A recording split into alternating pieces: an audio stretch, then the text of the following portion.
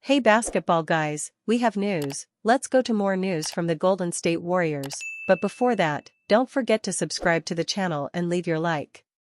Coach Steve Kerr and player Jonathan Kuminga have had a long-standing relationship, with Kuminga often complaining about being a backup or getting few minutes in the rotation. Kuminga has star potential, but when will he emerge as a solid, decisive player? The Warriors need to sign a big man, and Jonathan Kuminga will likely be traded. Rumors: Warriors interested in Norman Powell from the Los Angeles Clippers. The Golden State Warriors have been rolling since their trade deadline acquisition of ex-Miami Heat superstar Jimmy Butler, as the group's most recent 130-104 victory over the Sacramento Kings marked their 13th win in his first 14 contests with the team. Golden State also received contributions from their number 7 overall pick in the 2021 NBA Draft, Jonathan Kuminga, who scored an efficient 18 points on 10 attempts from the field in his return to action after missing 31 consecutive games with a severe ankle injury. Unfortunately for the athletic, high-flying forward, recent reports indicate that the Warriors' general manager Mike Dunleavy might not look to keep him around past this offseason. In fact, it's being presumed that the franchise's front office could use his status as a restricted free agent this summer to perform a massive sign-and-trade deal to acquire the Los Angeles Clippers' surging guard Norman Powell. The most significant decision the team has to make this offseason concerns Kuminga, who is expected to be well compensated as a restricted free agent, Bleacher Report's Eric Pincus wrote Friday. The team can keep him depending on his price, which may raise payroll as high as the second apron. Instead, the Warriors could execute a sign-and-trade to get value in return, with a second-apron hard cap. With Kuminga's eventual landing spot after this summer remaining uncertain, Pincus suggests that one of the Warriors' biggest targets for a sign-and-trade involving the young star should be the sensational scoring guard Powell. At 31 years old, the 2019 NBA champion with the Toronto Raptors and former 6th Man of the Year candidate has exploded for Los Angeles, averaging 23.8 points and 3.5 rebounds while knocking down 42.4% of his career-high 7.7 three-point attempts this season. While cutting Kuminga loose would certainly be a tough pill for the Warriors organization to swallow, they'd have the opportunity to land a true offensive dynamo to place next to four-time NBA champion Stephen Curry. Specifically, Powell would become the most consistent scoring partner and accurate distance shooter to join Curry in the backcourt since Klay Thompson. It remains to be seen if the Warriors will throw Kuminga into discussions of this nature, but bringing in a battle-tested, dominant offensive talent like Powell could potentially widen Curry, Butler, and Draymond Green's title window for the near future. Kerr sets major challenge to Jonathan Kuminga that could determine Warriors' fate. After over 2 months and 31 games missed, Jonathan Kuminga is set to return to the Golden State Warriors when they host the Sacramento Kings at Chase Center on Thursday night. However, the team that Kuminga returns to is far different to the one he left in early January, where the Warriors were hovering a game above .500. Since then, the franchise has made a blockbuster trade for 6x All-Star Jimmy Butler, while head coach Steve Kerr has handed legitimate rotation roles to rookie center Quinton Post and second-year forward Gue Santos. Jonathan Kuminga has a clear objective upon his return to the Warriors. At the point where Kuminga was injured, Golden State were in desperate need of a second star to try and lessen the burden on Stephen Curry. The former 7th overall pick was in the process of taking that step, having led the Warriors in scoring as he averaged 24.3 points and 8.0 rebounds in the 6 games prior to injury. Golden State have that second star now with Butler, meaning Kuminga will be asked to take a backseat of sorts, as Steve Kerr described to 95.7 The Game's Willard and Dibs on Tuesday. "We're going to run through Jimmy Butler, and we're going to run through Stephen Curry," Kerr said. So what that requires of JK is to be settling into a role to support those guys, and that's slightly different, and that's just something that he has to adapt to. So what does that supporting role look like? Defense and rebounding will be the key factors, along with running the floor in transition and cutting hard to the rim at appropriate times. We've seen how Butler has had a hugely positive impact on the likes of Brandon Podziemski, Moses Moody and Post, And there's no reason he can't also aid Kuminga, whose natural talent should see him walk into 15 points per game at the very least. The issue is neither of these three aforementioned young players necessarily have ambitions to become an all-star in the short term, nor are they potentially playing for a $120+ million contract. That's where the challenge lies, with Kuminga now having to harness his individual ambition inside that of the team's current situation. Whether he can do that effectively or not may determine whether the Warriors can truly sustain a deep playoff run, or whether they're still short-handed when it comes to competing alongside the absolute top tier of teams around the league.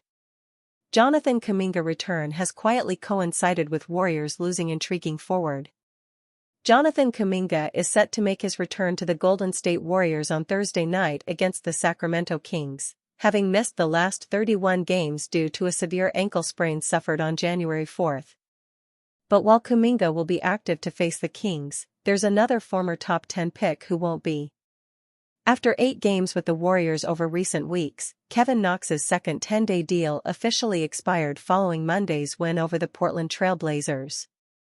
The Warriors haven't retained Kevin Knox yet. There was a thought that Golden State would secure Knox to a rest-of-season contract, with teams unable to sign players for more than 2 10-day deals. However, that doesn't appear to have been the case yet, meaning Steve Kerr will not have the former 9th overall pick available on the bench if needed. Knox didn't see too much rotation opportunity anyway, even in Kuminga's absence, having last played for the Warriors against his former team in the New York Knicks at Madison Square Garden last week. The 25-year-old forward played just over 12 minutes in that game, with his performance coming against the Charlotte Hornets on February 25 when he had 12 points, 5 rebounds, 3 assists, 1 steal and 2 blocks in less than 15 garbage time minutes. Golden State may not have made a decision on Knox just yet, but the CBA rules will force them to make a signing one way or another in less than 2 weeks. Without Knox on a contract, the Warriors only have 13 players on the main roster, which can only remain the case for a maximum of 2 weeks at a time and 28 total days over the course of the season. It remains likely that the franchise does sign Knox to a rest-of-season contract, and that they're simply waiting until they truly have to in order to save some dollars. Warriors have a Jonathan Kuminga problem that will be solved by opposing teams. Jonathan Kuminga returned to the Golden State Warriors in fine fashion on Thursday night at Chase Center, recording 18 points and 3 rebounds in only 20 minutes as the hosts completed a dominant 130-104 victory over the Sacramento Kings. Ahead of his return, there was plenty of speculation on just how Kuminga would reintegrate to a surging Warriors team that had won 12 of their previous 14 games without the former 7th overall pick. Opposing teams may actually solve the Warriors' Jonathan Kuminga problem. Thursday's return may have been more seamless than even the biggest optimists could have predicted. Kuminga looked bouncy and at his athletic best, while playing his role perfectly in taking advantage of the defensive attention thrown towards Stephen Curry and Jimmy Butler. It was actually the Sacramento defense that solved any problem that Golden State may have had with Kuminga's return. The biggest concern was how he'd fit in behind 2 stars in Stephen Curry and Jimmy Butler, rather than having been the second go-to scorer prior to his injury, where he averaged over 24 points and 8 rebounds in a 6-game period. But rather than some limited offensive opportunity, the Kings' consciousness of Butler and particularly Curry meant that Kuminga and the rest of his teammates couldn't help but to get involved. The 22-year-old's 18 points in 20 minutes came on an efficient 7 of 10 shooting from the floor, with all of his made field goals coming from inside the paint, which included a series of eye-catching dunks in the final period. ESPN analyst Tim Legler was scathing of the Kings' defense on his All-NBA podcast, questioning Doug Christie's decision to load up on Curry, which allowed Kuminga and others to dominate throughout the game. "I just thought it was kind of weak, to be honest with you, on Sacramento's part. I don't like watching NBA games like that." "What are you doing? You're denying a guy with a full face guarding him. Don't know where the ball is. I mean, come on, man. Play actual NBA-level defense," Legler exclaimed. Kuminga's talent and athleticism makes him a great release valve for when teams defend Curry and Butler like Sacramento did. The real question mark is on Kuminga's effectiveness will come when defenses choose to play Curry and Butler more straight up, which of course is a major risk in itself for them given the greatness of those two players. The biggest positive is that the Warriors now have options, and that opposing teams will now have to live and choose with risky defensive strategies in a way they simply couldn't prior to the Butler trade. Warriors starters' stunning record. Moses Moody doesn't just start games. He wins them. After another gritty Golden State Warriors victory on national TV, a 97-94 win over the Knicks on ABC Saturday night, Moody added another notch to what's quietly becoming one of the most ridiculous stats of the season. He's 18-1 as a starter. StatMuse. That's a 94.7% win percentage, the highest ever for an NBA starter in a single season, minimum 15 games. And here's the thing, it's not a fluke. Moody isn't just riding the coattails of Stephen Curry, Draymond Green, and Jimmy Butler, he's a critical piece to the Warriors' latest resurgence. He's hitting big shots, playing elite defense, and filling the void left by Andrew Wiggins after the Butler trade. This isn't just a hot streak. This is a player arriving. How Jimmy Butler unlocked Moses Moody.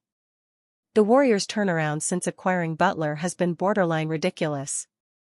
They were left for dead in January. Now, after their 7th straight win, they're 14-1 since Butler joined the lineup and looking like a real contender again. And Moody? He's thriving in this new system. Playing alongside Curry, Butler, Green, and stretch big Quinton Post, Moody is getting wide open looks like never before. Defenses are overloaded trying to contain Curry's gravity, Butler's mid-range game, and Green's playmaking, and Moody is cashing in. Against the Knicks, he hit 4 threes and broke a tie in crunch time with a clutch driving layup at the shot clock buzzer. A winning player making winning plays. It's his defense. Moody's scoring is nice. His shooting is real. But it's his defense that has Steve Kerr all in.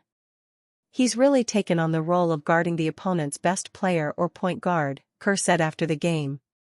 He's done it night after night. He's embraced it. That's why we felt so strongly about locking up Moses this past fall. The Athletic. Since Butler's arrival, the Warriors have the second-best defensive rating in the NBA, 107.9. They're switching everything, flying around, and making life hell for opposing offenses. Curry even singled out Moody's impact. "Take myself out of it," Curry said. "But you have GP, Jimmy, Draymond, Moses. Pick your poison with those 4 guys." The Athletic. That's high praise from one of the smartest players in the game. The Warriors are winning ugly, and that's a good thing. The Warriors shot just 13-4-41 from 3 against the Knicks. They missed open looks. They struggled in stretches. But they locked in defensively and found ways to win, a far cry from the team that couldn't close games earlier this season. Draymond Green's late-game steal on Karl-Anthony Towns and Gary Payton II's suffocating perimeter defense sealed the victory, holding the Knicks to just 16 points in the fourth quarter before some garbage-time buckets. The team's mental toughness has shifted, and Moody has been a key part of that. The Warriors are built for April and May. If this was just a fun hot streak, that'd be one thing. But this team has a real shot to make noise in the playoffs, and Moody is a huge part of it. He's playing with confidence. Hitting shots. Defending at a high level. And most importantly, he wins. At some point, the sample size stops being a coincidence. Moses Moody isn't just starting games anymore. He's helping the Warriors finish them.